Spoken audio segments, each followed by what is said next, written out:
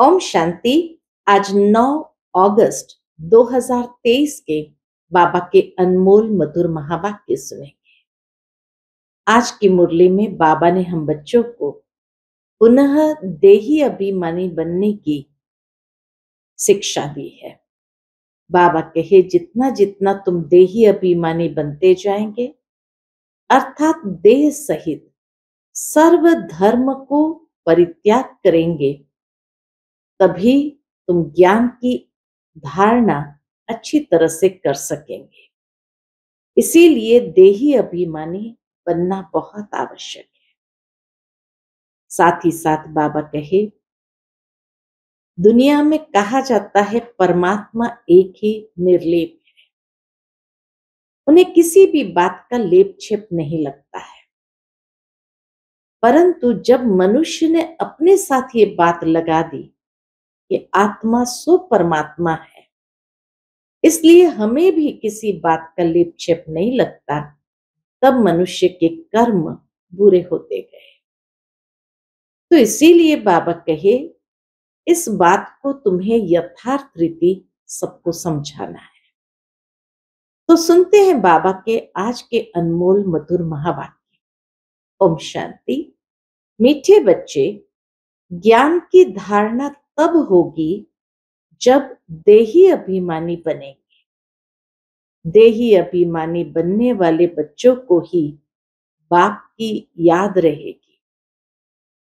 आज की मुरली से प्रश्न है, किस एक भूल के कारण मनुष्य ने आत्मा को निर्लेप कह दिया? उत्तर है, मनुष्य ने आत्मा सो परमात्मा कहा, इसी भूल के कारण आत्मा को निर्लेप मान लिया। लेकिन निर्लेप तो एक शिव बाबा है, जिससे दुख सुख मीठे कड़वे का अनुभव नहीं। आत्मा तो कहती है फलानी चीज खट्टी है, बाप कहते हैं मेरे पर किसी भी चीज का असर नहीं होता है, मैं इन लेप छेप से निर्लेप हूं, ज्ञान का सागर हूं, वही ज्ञान तुम्हें सुनाता हूं। आज की मुरली से पहले गीत बजा है, तकदीर जगाकर आई। ओम शांति। ये किसने कहा? आत्माओं ने कहा इन ऑर्गन्स द्वारा। आत्मा शांत स्वरूप है। मुझ आत्मा को ये शरीर मिलता है तब टॉकी बनती हूं। शरीर द्वारा अनेक प्रकार का कर्म करती हूं। पहले पहले ये निश्चय करना है। और सत्संग में मनुष्य मनुष्य को सुनाते हैं। देहधारी बोलते हैं, कहेंगे फलाना महात्मा बैठा है, यहां यह बात नहीं है। तुम समझते हो हम तो आत्मा है, ये शरीर रूपी ऑर्गन्स है। आत्मा परम पिता परमात्मा द्वारा सुन रही है, जिसका एक ही नाम है शिव। इस समय बच्चे बैठे हैं, इसलिए सुनने लिए। कौन सुनाते हैं? बेहद का बाप। जब परम पिता परमात्मा कहा जाता है तो बुद्धि योग ऊपर चला जाता है। शिव माना बिंदी। आत्मा भी बिंदी है, परमात्मा भी बिंदी है, परंतु उनको परम पिता परमात्मा कहा जाता है। वह बाप हुआ और आत्माएं बच्चे ठहरे। समझना है कि हम आत्मा इस शरीर द्वारा अपने पारलौकिक बाप की संतान बने। तुम बच्चों को देही अभिमानी बनना पड़े। और सब जगह मनुष्य मनुष्य को समझाते हैं। कोई गीता पाठी होते हैं तो वह भी गीता को याद कर कहेंगे, गीता में भगवान ने ऐसे ऐसे कहा है। समझते हैं भगवान ने साकार में यह गीता सुनाई थी। कोई बैठ वेद शास्त्र सुनाते हैं। वेद तो मनुष्य ने रचे हैं, निराकार भगवान वेद नहीं बनाएंगे। निराकार भगवान बैठकर कोई वेद नहीं बनाएंगे। व्यास तो मनुष्य था, व्यास को परमात्मा नहीं कहेंगे। परम पिता परमात्मा तो बिंदी है। बच्चे साकार में है, साकारी रूप है, बाप तो है निराकार। बाप कहते मुझे तो कभी छोटा बड़ा नहीं बनना है। तुम छोटे बड़े होते हो, मुझे तो कहते ही है परम पिता। मनुष्य पहले बालक बन, फिर बड़े हो बाप बनते हैं, फिर बालक बनते हैं। मैं तो हमेशा पिता ही हूं, बाबा तो हमेशा पिता ही है। मैं बालक नहीं बनता, मेरा एक ही नाम शिव है। तुम्हारे 84 नाम पड़े हैं, क्योंकि 84 जन्म लेते हो। बाबा कहे तुम्हारे 84 नाम पड़ते हैं, क्योंकि 84 जन्म लेते हो। मैं परम पिता तो बिंदी रूप हूं। सिर्फ पूजा के लिए भक्ति मार्ग वालों ने बड़ा रूप बनाकर रखा है। जैसे कोई का बड़ा चित्र बनाते हैं ना, बुद्ध का बहुत बड़ा चित्र बनाते हैं। इतना लंबा मनुष्य तो होता नहीं है।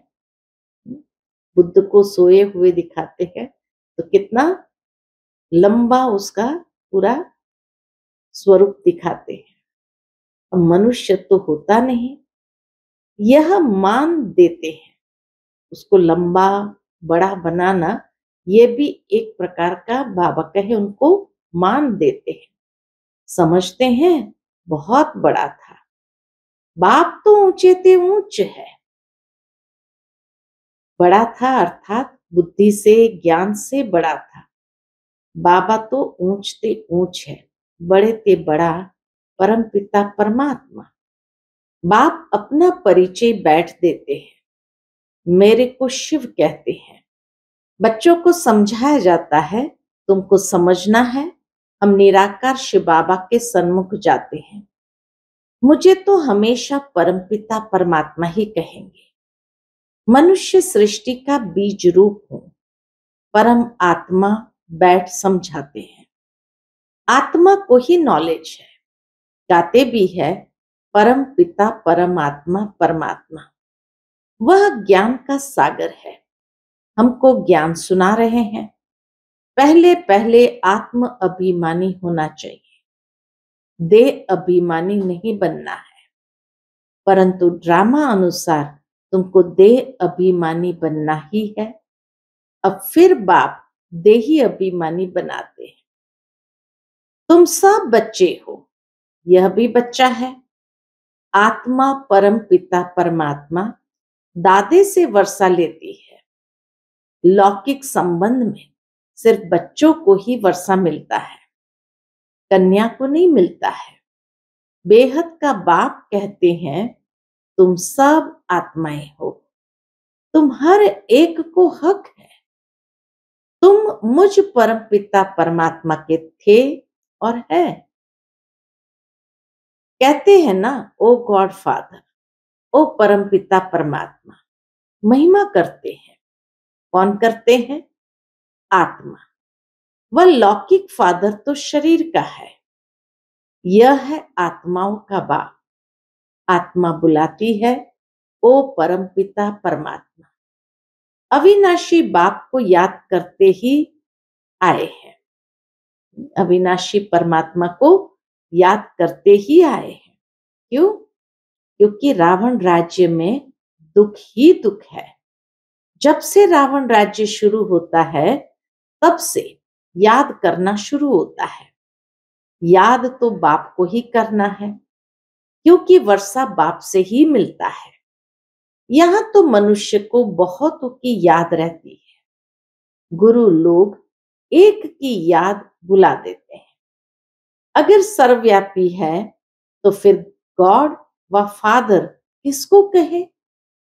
बाप घड़ी घड़ी कहते हैं बच्चे देही अभिमानी बनो, उठते बैठते मुझ बाप को याद करो।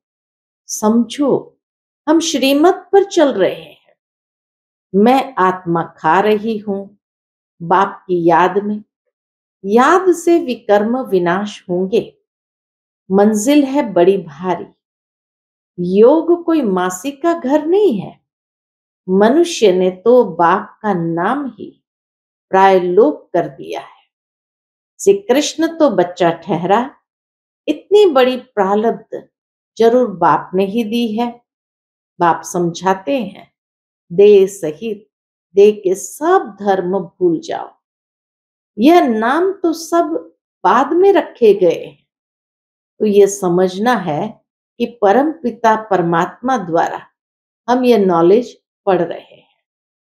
और कोई ऐसे स्कूल नहीं है जहां समझे कि हम आत्मा है।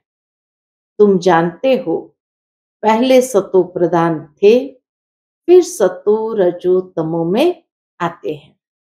खाद आत्मा में पड़ती है, मेरे में तो कभी खाद नहीं पड़ती। शिव बाबा कहते, मेरे में तो कभी खाद नहीं पड़ती। मैं एवर सच्चा सोना हूं। तुम्हारी आत्माएं सब इस समय आयरन एजेंट बन गई है। मम्मा भी कहेगी, हमने शिव बाबा से जो सुना है वही सुनाते हैं। शिव बाबा तो खुद ज्ञान का सागर है। ये बड़ी समझ की बातें हैं। बरोबर हम बाबा के बने हैं, वह हमें पढ़ाते हैं। बाबा से पढ़कर फिर जीवन मुक्त बनते हैं। जीवन मुक्त माना इस शरीर में तो आना है, परंतु सुख भोगना है। मुक्ति सबको मिलती है, परंतु जीवन मुक्ति में तो नंबरवार आते हैं। मुक्त तो सब आत्माएं होती है। दुख से आधा कल्प के लिए मुक्त कर देते हैं। कहते हैं, तुमको लिबरेट कर जीवन मुक्त बनाता हूं। बाबा कहे, मैं आकर के तुम्हें मुक्त कर जीवन मुक्त बनाता हूं। फिर कोई कितने जन्म लेते, कोई कितने जन्म लेते हैं। जीवन मुक्त तो सब बनते हैं। सदगति दाता है ही एक। जो भी धर्म स्थापक है, सब पुनर्जन्म लेते लेते अब तमो प्रधान बने हैं। मैं आकर सबको इन दुखों से छुड़ाता हूं, इसलिए मुझे लिबरेटर कहते हैं। मुक्ति जीवन मुक्ति दाता कौन है? मुक्ति अर्थात अपने घर साइलेंस धाम में जाना। बाप भी परम धाम से आते हैं। बाप भी परम धाम से आते हैं, जिसको परलोक कहा जाता है। तुम निर्वाण धाम और स्वर्ग धाम दोनों को याद करते हो। स्वर्ग और नरक यही होता है। इस समय सब समझते हैं। क्या समझते हैं? ये नरक है। कितना दुख पाते रहते हैं। गरुड़ पुराण में तो बहुत रोचक बातें लिख दी है, जिससे मनुष्य को डर हो और पाप करने से बच जाए। लेकिन ऐसी ऐसी बातें बैठ बनाई है। द्वापर से ये शास्त्र बनाना शुरू करते हैं। बाप कहते हैं, मैं आकर ब्रह्मा द्वारा ब्राह्मण धर्म रचता हूं। वह फिर सूर्यवंशी चंद्रवंशी बनते हैं। दो युग में कोई धर्म स्थापन करने वाला नहीं आता है।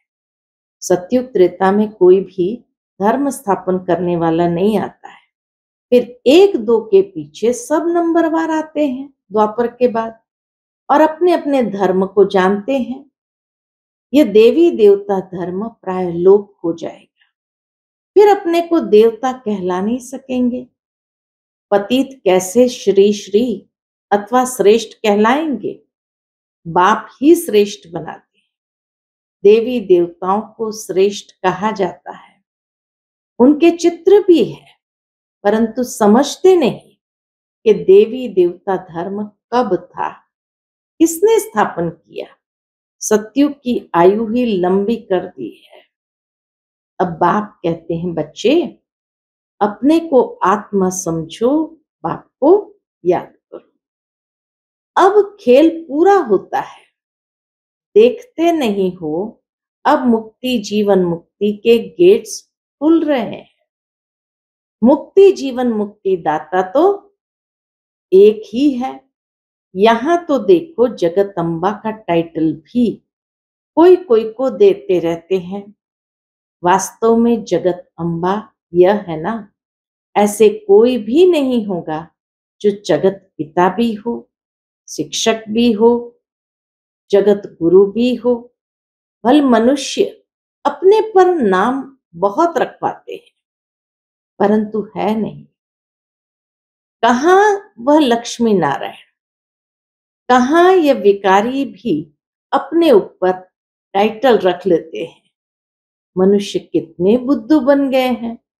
आदि सनातन देवी देवता धर्म को भूल उन्हों के टाइटल फिर अपने ऊपर दे देते हैं। किसी ने अपने ऊपर नारायण नाम रख दिया, लक्ष्मी नाम रख दिया, तो बाबा कहे देवता धर्म को तो भूल गए, लेकिन उनके टाइटल अपने ऊपर जरूर रख दिए। वास्तव में ऊंच से ऊंच मर्तबा तो एक का ही है। सदगति दाता एक ही है। राम कहो तो भी वह एक ही निराकार ठहरा। बाप कहते हैं भारतवासियों को अपने धर्म का पता नहीं है। कब और किसने स्थापन किया? कोई किस देवी को याद करते, कोई श्री कृष्ण को, कोई गुरु को याद करते हैं। गुरु का फोटो भी लगा देते हैं। तुम्हारा चित्र से काम नहीं। जिसका कोई चित्र नहीं वह है विचित्र। आत्मा विचित्र है। जैसे बाप विचित्र है, वैसे बच्चे भी विचित्र है। आत्मा ही सुनती है। बाबा ने यह तन लोन लिया है। कहते हैं प्रकृति का आधार बिगर मैं ज्ञान कैसे दूं, राजयोग कैसे सिखलाऊं। भगवान निराकार को ही कहा जाता है। उनको आना ही है पतित दुनिया में। श्री कृष्ण को दिखाते हैं कि पीपल के पत्ते पर क्या हुआ। बाबा कहे पीपल के पत्ते पर सागर में आया, ऐसी कोई बात नहीं है। श्री कृष्ण तो फर्स्ट प्रिंस है विश्व का, वहां और कोई धर्म नहीं। अद्वैत राज्य है, फिर द्वैत हो जाता है, फिर अनेक प्रकार के धर्म स्थापन होते जाते हैं। तो बच्चों को यह समझना है कि बाबा इस शरीर में आकर हमको पढ़ाते हैं। बाबा कहते हैं मैं अशरीरी हूं, इस शरीर द्वारा तुमको ज्ञान देता हूं। मैं हूं ज्ञान का सागर। ये सब बातें बाप बैठ समझाते हैं। सिर्फ ईश्वर व परमात्मा कहने से बाप का संबंध भूल जाता है। परमात्मा बाप है, उनसे वर्षा मिलता है, ये भूल जाते हैं। वह हमारा बाप है, क्रिएटर है, हम उनकी रचना है। उसने क्रिएट किया है, कोई तो रचता होगा।